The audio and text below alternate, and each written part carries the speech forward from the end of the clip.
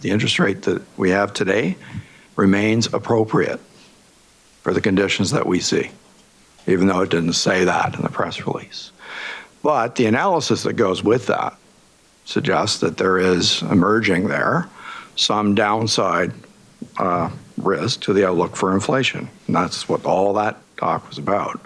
So, I'm not saying that the door is not open to an interest rate cut, but obviously it is. It is open. But it hinges on how the data evolve from here, because our base case, we have a strong belief that this will prove temporary, but temporary could be longer or shorter. And to the extent that it's longer, that opens up a larger output gap, puts more downward pressure on inflation, and we would have to come back to that decision and decide then whether or not the interest rate as it is today remains appropriate. We considered whether we should be looking at an insurance rate cut in October.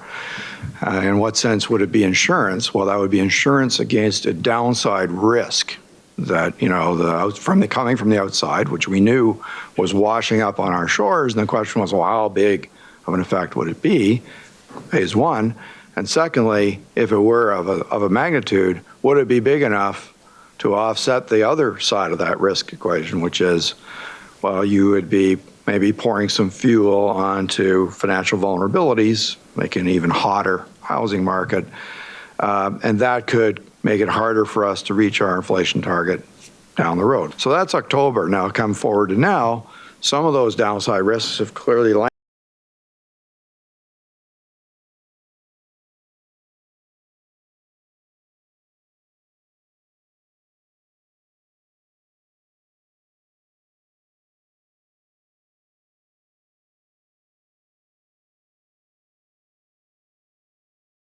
In the analysis, but the trade-offs are not as simple as it sounds in that mechanical way.